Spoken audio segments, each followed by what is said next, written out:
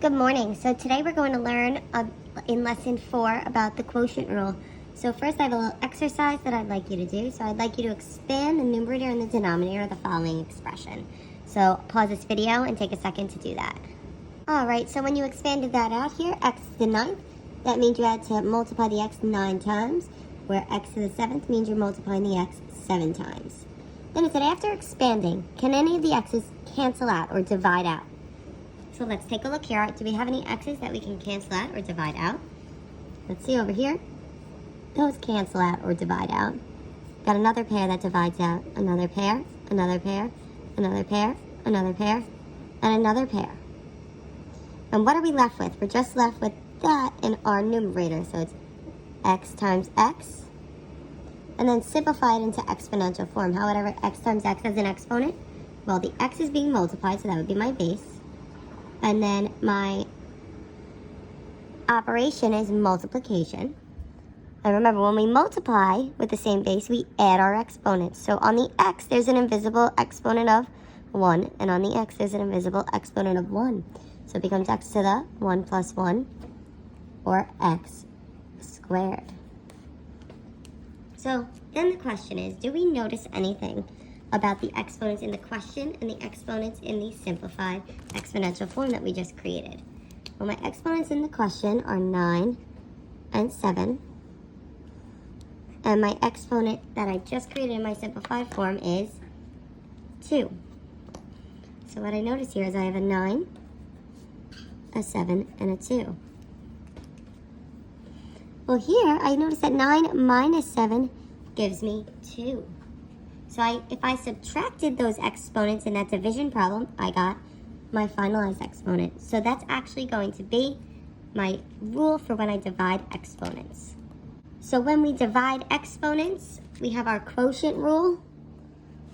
And our quotient rule is when we divide with powers of the same base, we keep that base and we subtract the exponents. So I have a to the m divided by a to the n. So that becomes a, we keep that base of a, to the m minus n. And it's always the numerator subtracting the denominator. So it's always the top minus the bottom. Alright, so, and once again, just like when we multiplied, if the bases are not the same, then we cannot follow this rule. So if we look here, I have an example. I have 5 to the 7th divided by 5 to the 4th. My bases are the same, so I keep that base of 5. And then I need to take my powers and I need to subtract them. So I subtract the numerator, the 7, minus the denominator, which is 4. And this becomes 5 to the 7 minus 4 is 3. Then if I look here, I have another example. I have x to the 5th divided by x to the negative 2nd. I have the same base, so I keep that base of x. And then I have my exponents that I need to, since I'm dividing, I need to subtract them. So I have 5 minus a negative 2. And be careful here because it's still 5 minus a negative 2, even though there's that negative there, we're still subtracting. So 5 minus a negative 2, remember, if we have minus a negative 2, those two negatives will combine to become a positive. So this then becomes x to the 7th power.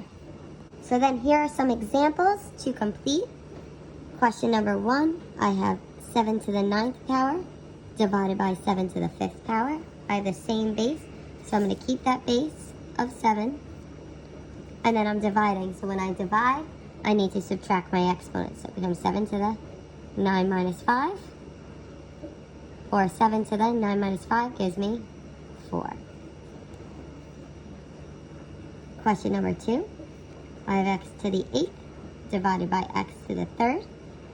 I have the same base, so I'm going to keep that base of x.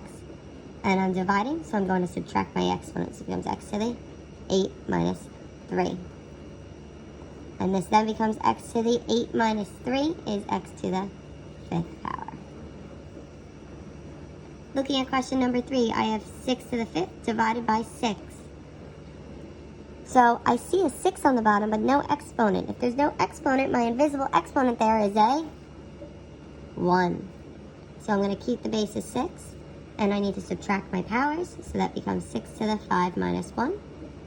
When I subtract, I end up with 6 to the 5 minus 1 gives me 4. Then I have number 4. I have x to the 4th divided by x to the negative 2nd.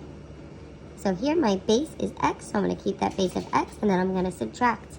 I have 4 minus, and then the exponent in my denominator is a negative 2. So then this becomes x to the 4 minus a negative 2. The two negatives will combine to give me a positive, so 4 plus 2 is really just x to the 6th. Question number 5, I have 2 to the negative 2nd divided by 2 to the negative 6th. I'm going to keep my base since my base is the same. And then I need to subtract my power. So I have a negative 2 minus, down here I have a negative 6 in my numerator. Sorry, denominator. So then that becomes 2 to the negative 2 minus 6. The minus the negative becomes a plus. So it becomes negative 2 plus 6, which is just a positive 4. For number 6, I have y to the negative 3rd divided by y to the 5th. I have the same base. I keep that base of a y. Then I need to subtract my exponents. I have negative 3 minus, in my denominator I have a 5. So that becomes y to the negative 3 minus 5 is a negative 8. So now I want you to take 2 seconds, pause this video and try 7 and 8, and then come back to check your answers. And remember there, on 7 there's an a. What's the invisible exponent on the a? Invisible 1. So take a few seconds, pause this video, and try those. Alright, so if I look at 7, I keep my base of a, and then I subtract 1 minus a negative 3, and that left me with a to the 4th. Number 8, I have x to the 5th divided by x to the negative 3rd. Keep my base of x. Subtract 5 minus a negative 3. That gives me x to the 8th. Number 9 is a little bit trickier because I have 5 to the 9th times 7 to the 8th divided by 5 to the 3rd times 7 to the 2nd. So there are different bases, so we're just going to group the bases together. So I'm going to group the bases of 5 and simplify those first. So I have 5 to the 9th divided by 5 to the 3rd. So I have my base of 5. And I'm dividing, so I need to subtract. I have 9 minus 3, and that becomes 5 to the 6th power. Then I have my base of 7. So I have 7 to the 8th divided by 7 to the 2nd. Keep that base of 7. And I'm dividing, so I subtract 8 minus 2. So this becomes 7 to the 6th power. So there's my final answer. So question number 10 is similar to this. I have x to the 5th, y to the 10th, divided by x to the 3rd, y to the 4th. I have different bases, so I'm going to separate them. So x to the 5th divided by x to the 3rd. I keep that base of x.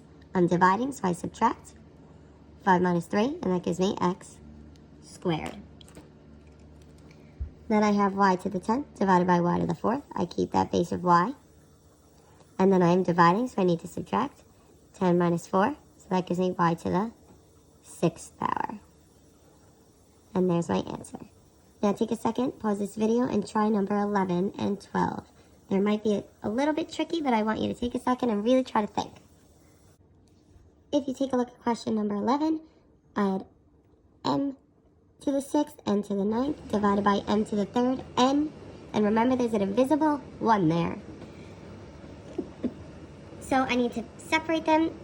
I have m and I have n as my two different bases. I need to subtract my exponents, so I end up with m to the 6 minus 3, or m to the 3rd, and then n to the 9 minus 1, or n to the 8th. Then number 12 was a little bit trickier. I had j to the 7th, k to the 4th, divided by j to the 6th. I needed to separate, so I have j to the 7th divided by j to the 6th. And I am dividing, so I keep that base. I subtract my exponents, so I end up with j to the 1st, or just j, because remember, any variable or number with no exponent has that invisible power of 1. And then k to the 4th is just alone there, so it just stays the same because it's not being divided by anything. If you have any questions on any of this, please feel free to comment on this video or in the Google Classroom. And then I would like you to complete practice worksheet number 4.